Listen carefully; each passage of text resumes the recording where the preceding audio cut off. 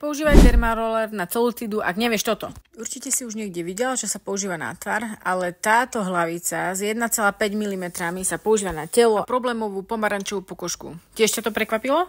Microneedling funguje na princípe jemných vpichov, ktoré stimulujú tvorbu kolagénu a elastínu. Môžeš ho používať vo všetkých smeroch, maximálne 1-krát týždenne. Môžeš ho používať na stehná, zadok alebo boky. Všade tam, kde chceš spevniť pokožku. Tlak nech je striedny, nemá to bolieť, ale cítiť, ako to pracuje. Po použití na ne sérum alebo olej, pokožka je pripravená lepšie strebať účinné látky.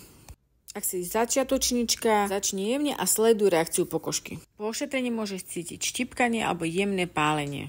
Ak však cítiš silné podráždenie, znamená, že si tlačila príliš. Nechod na to silo, ale iba jemne roluj po pokožke. Ale nezabúdaj na dôležitú vec, vždy pred a po použití si ho dezinfikuj. Nezabudni odoberať kanál na viac typov proti celulitíde. Nezabúdaj, nie si v tom sama.